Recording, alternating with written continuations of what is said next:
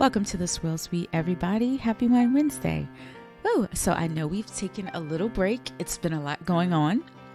I released my book, and thank you everybody for coming out to the launch party.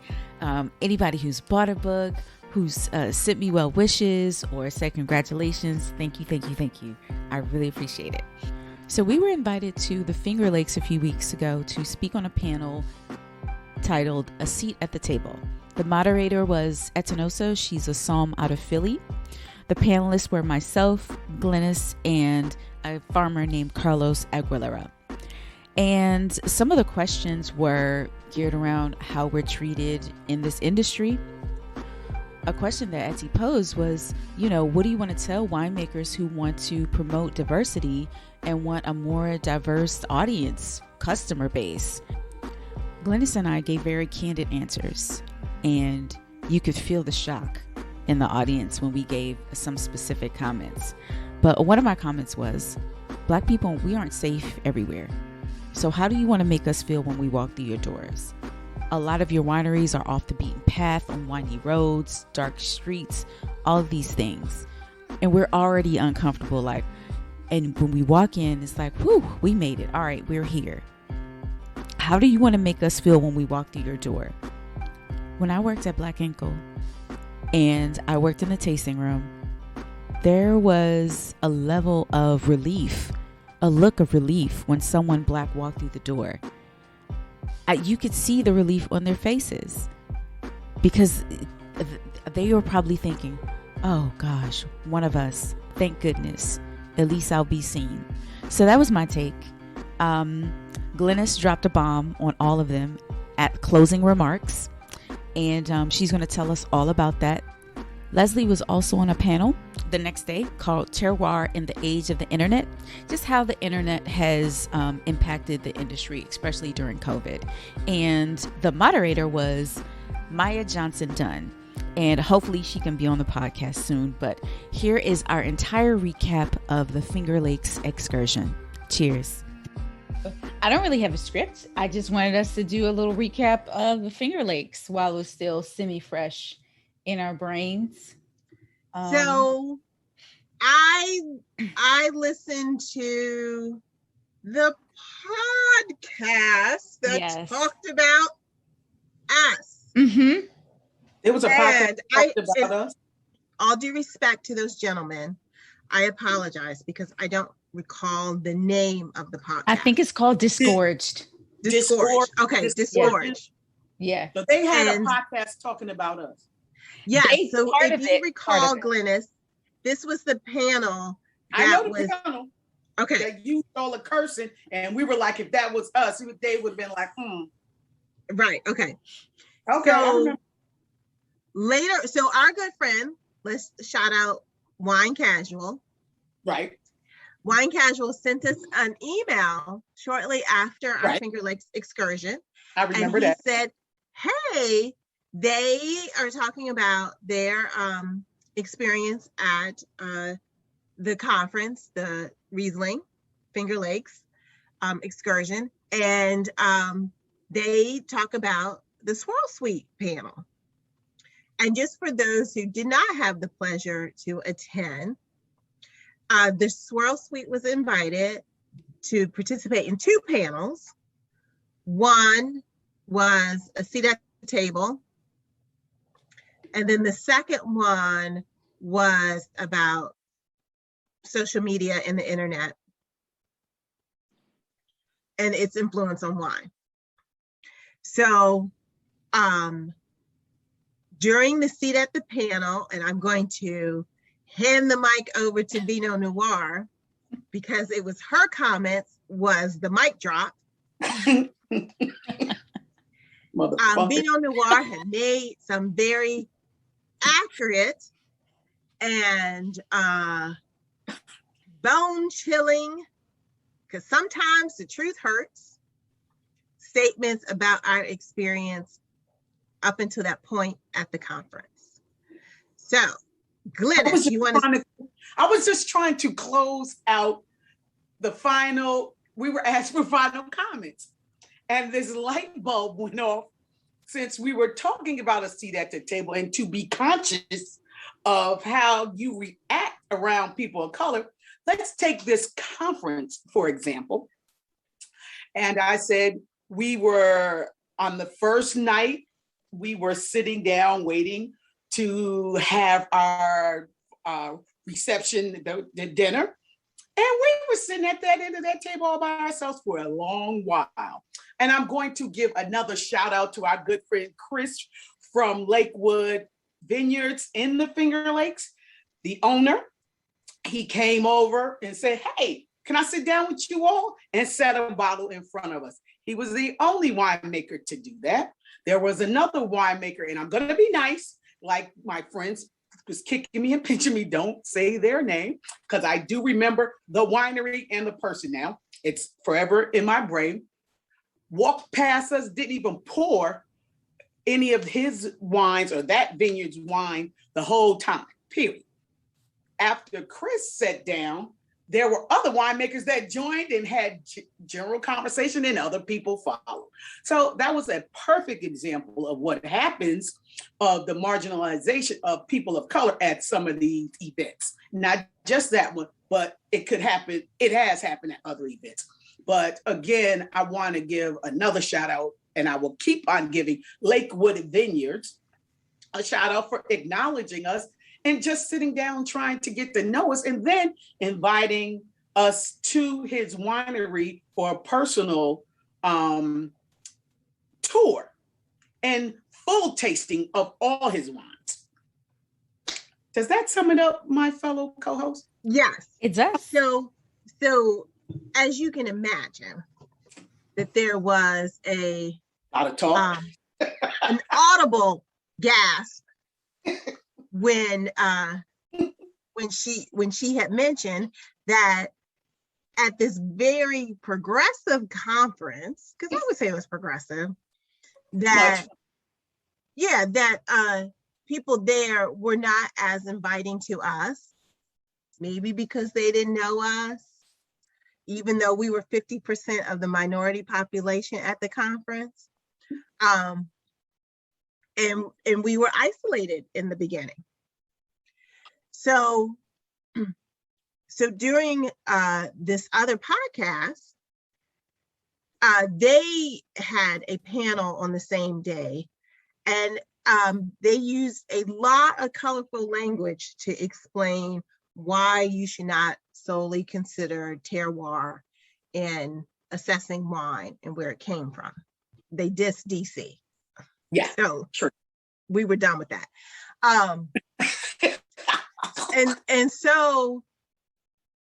there were a lot of people who were not pleased with their statements and objected to their statements, right? Especially in the after events where there was a discussion about this. So during their podcast, they made a statement that they were surprised that more people reacted to their terroir than to Glynis's statement about how we were treated. What was really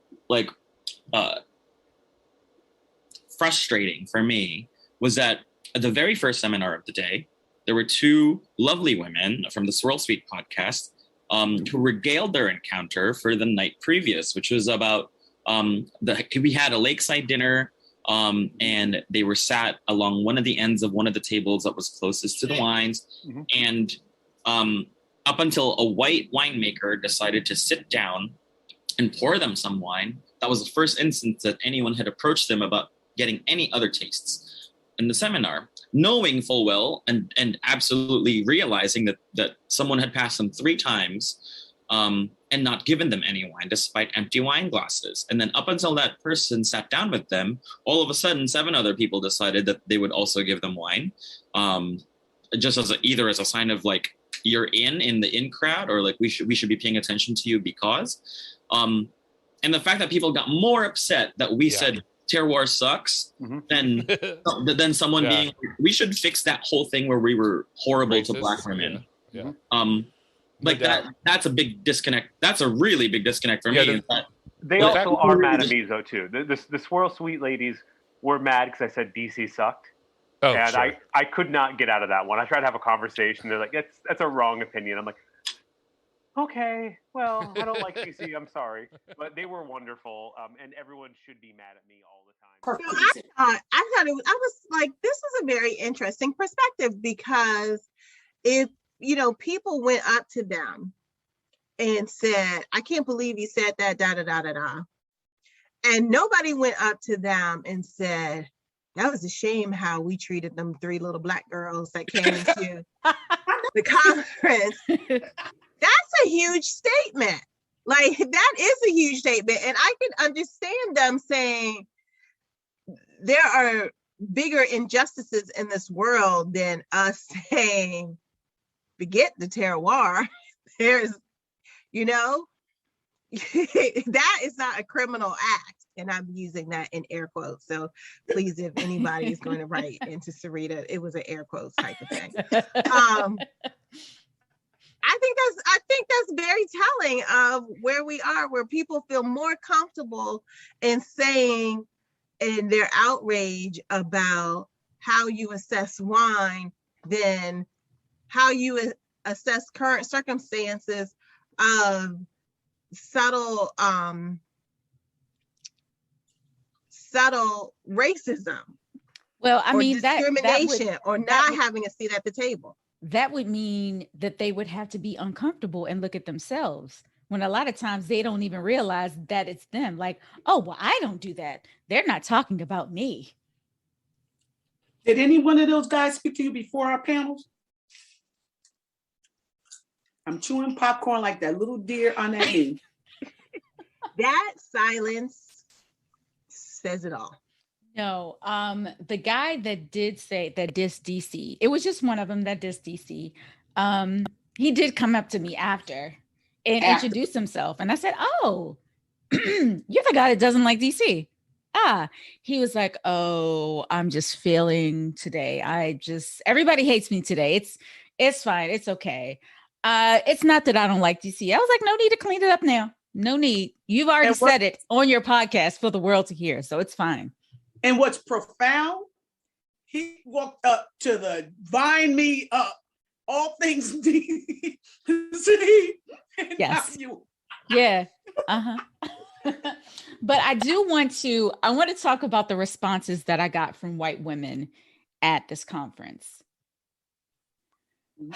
Let me tell you something. Do not compare your existence in this world to mine. Don't say we got to get these white men out of here like you can't include yourselves. Don't do that. I got a lot of that. Like, oh, it's crazy how this white men are. No, it's crazy how all of you are. It's not just men. And a lot of times it sneaks up on us because y'all act like friends, Yep. So please don't do that. The next time you're in this situation and you're responding to something racist that happens, do not compare your experience to ours. It's never going to be the same. Nope. And that's a mic drop. But you know what? And I'm not defending them, the poor things. I don't think they know what to say. Instead of just owning up and being forthright and honest. Yeah. Let's figure out, I could spin this and use the man thing and to get the conversation started. That's just like being at work. Some of your coworkers, they can't say nothing to you, but, you changed your hair. I don't give a shit about your hair. Why are you talking about mine? Can we have a meaningful conversation about whatever the topic is? Don't use those little, here we go, air quotes again, those little idiosyncrasies to get a conversation started. It was interesting. There were a few that simply said, we got to do better. I'm sorry. Yeah, I'm sorry. Exactly. I'm shocked, and I shouldn't be, about how the world treats you guys, and I don't understand it, and I'm sorry. So I did get some of those, but I think that is right. A fair statement. Is you don't know what to say. Right. And that's fine. Just to say, I'm sorry that you were treated that way. That's it. That is fine. Just don't go down the rabbit hole with coming up with other stuff that just is gonna move. Yeah. Just I understand, or I think I understand, and I apologize. That's fine. So, what else did old this do? But I do have to say, I enjoyed the conference. Oh, me too. I thoroughly enjoyed the conference. I learned so much about Riesling, that it is not a one-note grape. Yeah, it's and the different expressions of Riesling and geographically, which I should not be surprised or what have you, but it was definitely educational. And if anybody who is thinking about, because this is an annual conference that they have in the Finger Lakes, one, go to the Finger Lakes if you've never been to upstate New York. Beautiful. It is a beautiful area, and they have hundreds of vineyards to go to while you're there. So, and it is not limited to Riesling also. Like, so if you're like, I don't do Riesling, I don't do that sweet stuff or what have you, trust me, you're missing an opportunity. You definitely are missing an opportunity. And there weren't just domestic stuff there. It was a whole lot of international expressions of Riesling and winemakers. And I do have to say that the conference organizers, the topics were very timely, and you're not just sitting there listening to how somebody grew a vine. So they did get really wine. I thought that was interesting. With some of the seminars. And it was tough because right after me and Glynis's panel, they went wine nerdy, and everybody had already checked out. You could see their minds just wandering, like, I there's no coming back after this. Like they were drinking and not tasting at that point. Yeah. Pretty much. Leslie, can you give a recap of your panel and maybe a question or two or some of the things that you said? Yeah, I'm going to try to remember. So we talked about basically how do winemakers reach people in social media? Just because, they're pulled in so many different ways, and this is social media, as it's important, they don't know how to meet people where they are. So we talked a lot about what people did during the pandemic to keep their audiences engaged. We talked about definitely the Swirl Suite and how the Swirl Suite reaches people, and not just on the wine level, but on a lifestyle level, on a personal level, and that it touches the audience out there that is not always attended to by mainstream wine people. And that, basically how we came together, and we were just coming together because we had things in common and we wanted to talk about wine. And we realized that later on it branched out into different significant areas. So that's basically what we had talked about, and how there is definitely an untapped audience, Black American wine drinkers, Latin wine drinkers, that isn't reached by mainstream media, and that they should pay some more attention to that. And also on your panel, which was interesting, it talked about obscure grapes, and the young lady who did the Cab Franc talked about. Yes. Yeah, that was really interesting. That was her, and her perspective on how she just honed in on that one variety, and how it can be overlooked, and how she makes sure that it stays in the mainstream, and her ways of getting information out about Cab Franc. That was the only other thing with your panel that I remember. Oh yes. And we can't forget about shitty wine memes. Yes, shitty wine memes. What's funny? Shitty wine memes. She's great. Please check out her Instagram site. It is hilarious.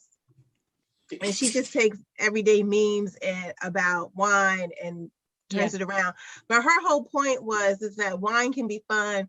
It doesn't have to be so uppity and obscure. And that it should be approachable for everyone. And there's humor in everything that you do. And she has these great pens. We all got one of her pens and multiple pens to wear. But yeah, Shitty Wine Memes is the bomb, and she's from Miami. And another shout out to our other sister on your panel, Maya Johnson Dunn. She did a great job guiding you guys through the questions. And I want to shout her out because she just wrote an article about Wagner Vineyards. The title is Disrupting the Wine Industry with Care. Pretty much Wagner, they realized that they wanted to take it a step above creating a diverse, not only like environment for the people who work there, but for the customers. So they have a code of conduct for the visitors that come to that winery. So he went to a conference, he did some research. It's a really good article. We got to have Maya on the show to tell us, a lot more about that. Excellent. Or a Wagner for that matter. But that's really cool. That's what you do, in response. Let's not forget Bill, because Bill invited us. Yes. Bill is our DC buddy. Yes. And Sarita, I'm so sorry. I cannot remember Bill's restaurant in DC. Tail Up Goat. Yes, Bill. Tail Up Goat. I can remember the goat. Yeah. The goat on his shirt. I can remember the name. And he invited us. Did he get back to us on a date? No, that's what I was going to ask you. What's going on with the dates? We have to. And then you know what? On your panel, there was this gentleman. There's a lot of, in addition to vineyards in the Finger Lakes, there are a lot of farmers and vegetable and fruit producers in that area. Produces a lot of items. And there was a Latin gentleman who talked about the conditions of workers there. Yeah. And basically the pay inequity, which we often forget about on the farms, and that and how we disseminate information. And I think, Glynis, you brought up a great point when you're talking about pesticides and making sure that the information that they're providing to their workers is in a format that they can understand. Yep. It's an environmental justice issue that is really covered under our EJ outreach efforts when you are talking about different populations. How are they receiving text sheets and things of that nature? It can't be business as usual. It can't be in English all the time, and it can't be at such a high level of scientific and technical writing that the layperson, I'm just going to use a better term, picks it up and like, I don't understand these organic compounds as written, just say what the dangers are. So it's yeah. And the guy that was on our panel was really, really good. He was nervous and he was like, well, you did great. You got your message across. I think everybody really took it to heart. So I think it went really well. I'm sorry that I dropped the bomb and stuff. And what they needed it. They needed to wake up, it seems. Well, our moderator kept saying, be real, right? She did say that. She kept saying, be real, don't hold back. And I was like, boy, we are holding back. I got to figure out what. I got to say, let me help her out here. Okay, we got you. I got you. But it was fun. Since we haven't done all our shout outs, we need to shout out Maxwell. Oh yeah, Maxwell. Because they did a pop-up there. Maxwell Park from DC was up there, and they had partnered with German Wines, and so they did a nightly pop-up up there. Yeah. And shout out to our boy Steven Schmitz, Senior Director from Binder. That was our new friend. We got to get him on. We've had a lot of great people.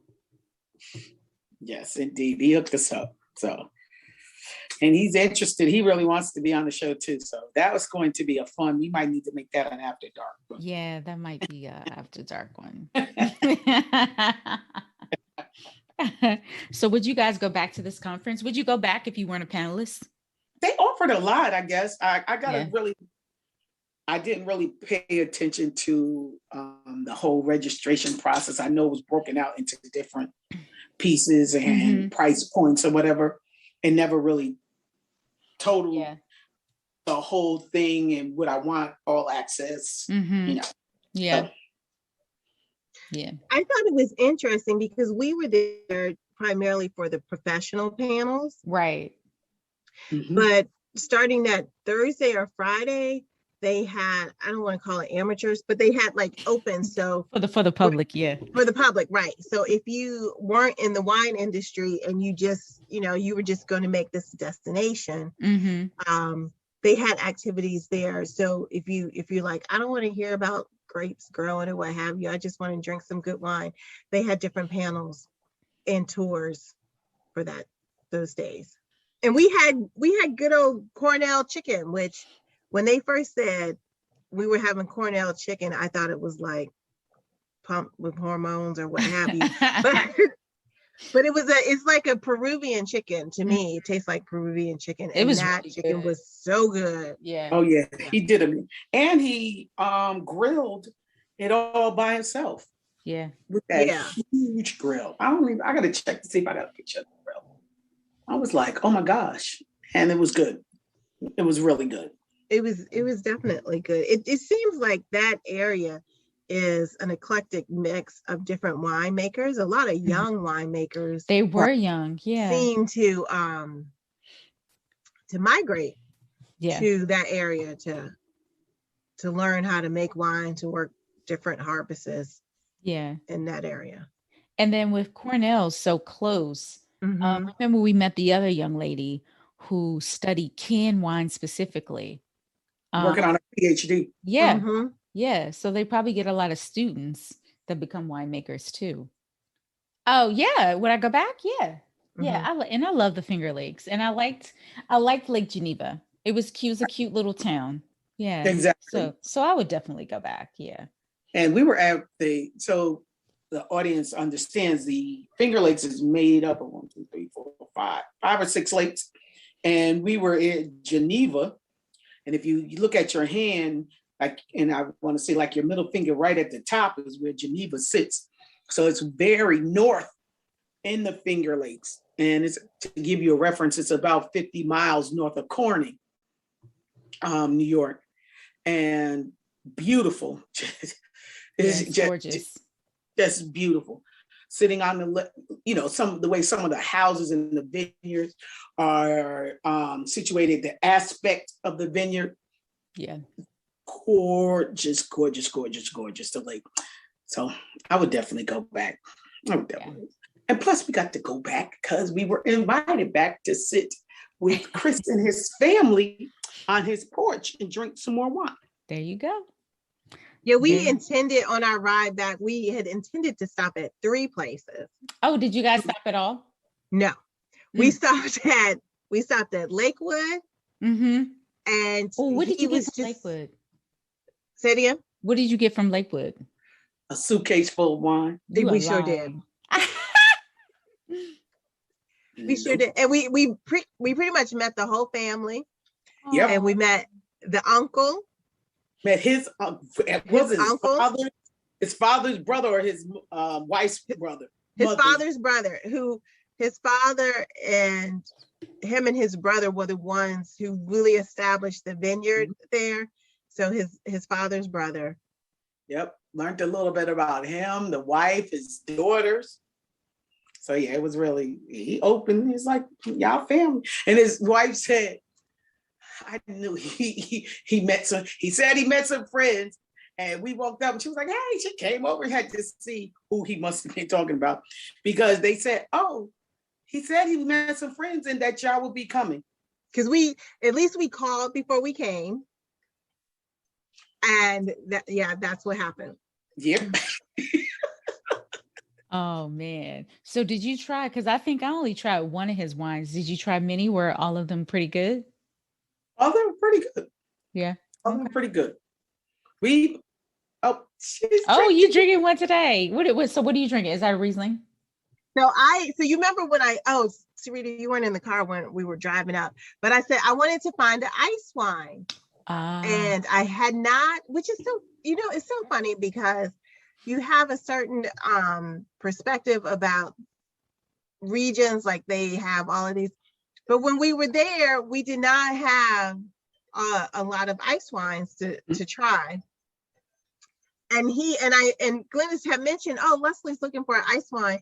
And he had this one at Lakewood, and it's called Glycer Vinum, which is Latin for ice wine, basically. And it's actually really good.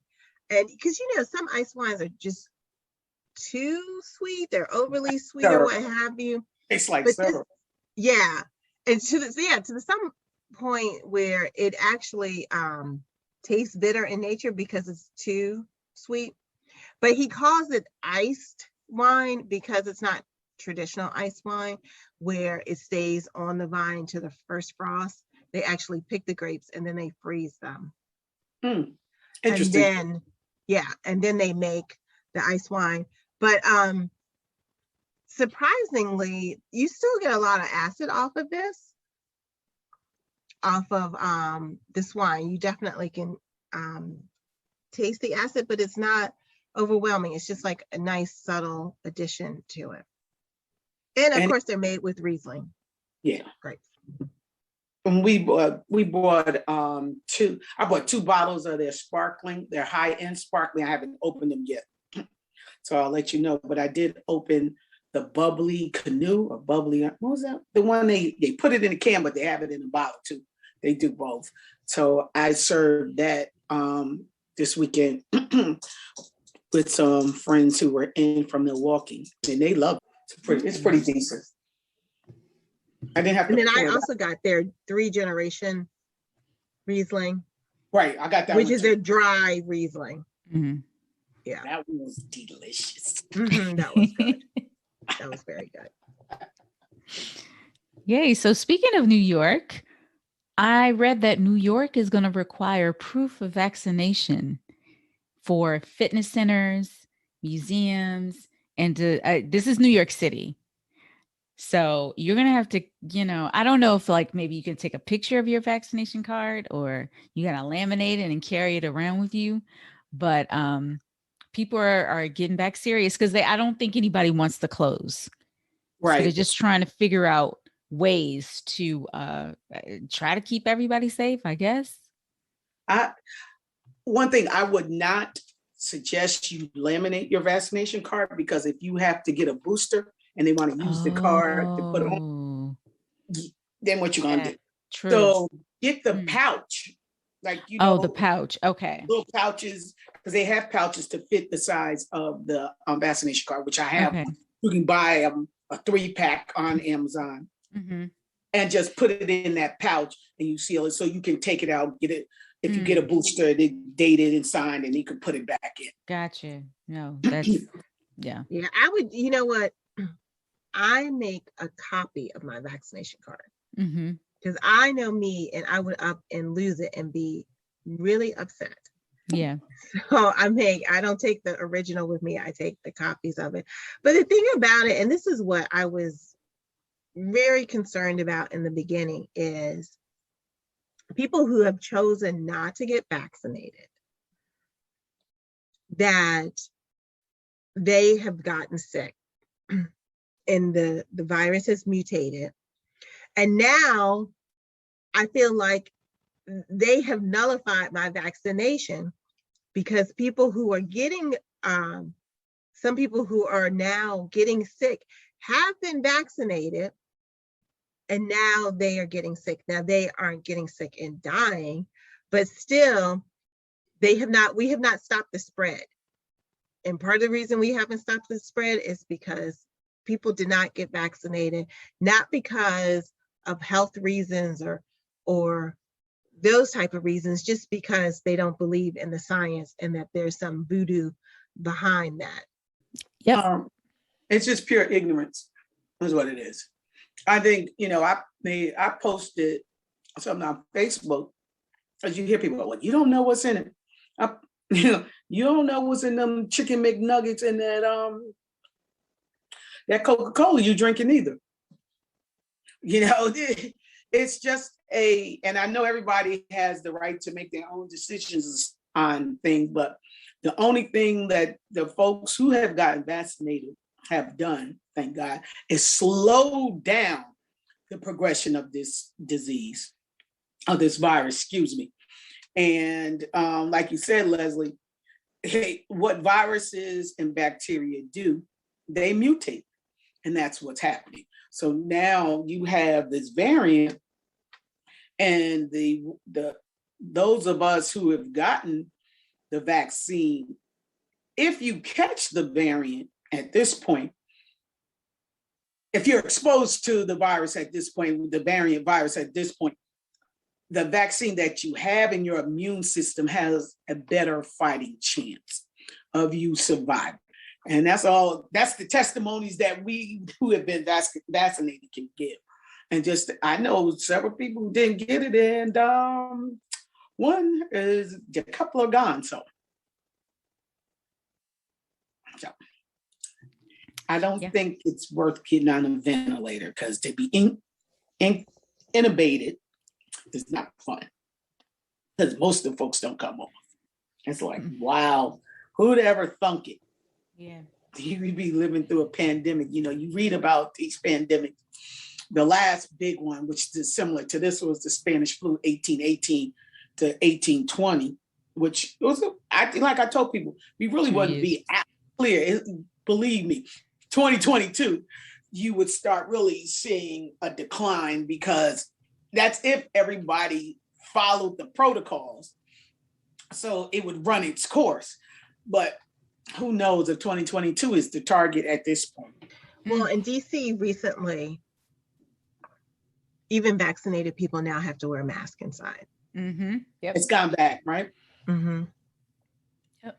Let's see if our governor mandates that, because every store you go into in Maryland says, if you're vaccinated, you don't have to wear a mask. So how are you police now? You think somebody who is opposed to wearing masks, is not vaccinated, gonna stop at that store door and be like, yo, I'm not vaccinated? No, they're still going in. Yep. I don't even know why they got the signs up. And did y'all see, what is it called? Lollapalooza?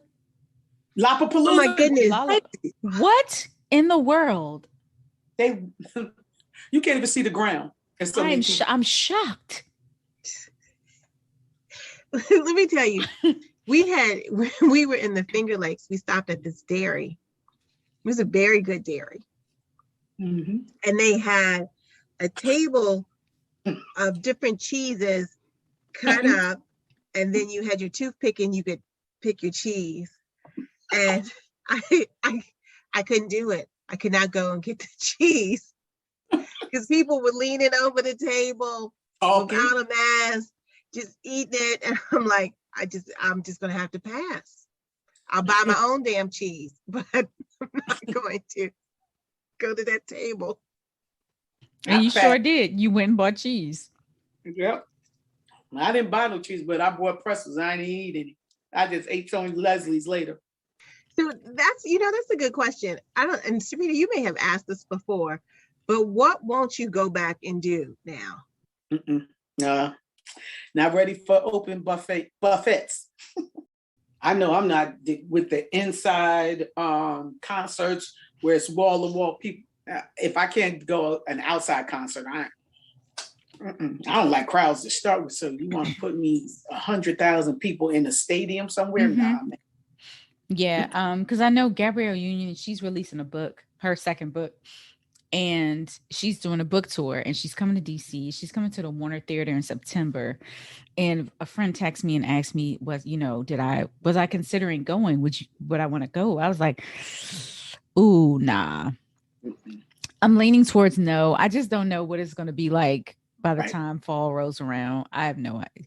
And it, Warner Theater is not very big, so nah. Is she doing a wine pairing with her book? I don't know, but I think the title of her book is "Do You Have Something Stronger?" You know what I am cautious about? Shaking hands now. Oh, sure. Like people. When the first person like put their hand out to shake, I was like, should I shake? Should I touch it? Should I, do I elbow people? You just don't know. Yeah. And if you shake somebody's hand, because sometimes it's an automatic. Right. I'm quickly like, squirt, squirt, squirt with hand sanitizer. Mm-hmm.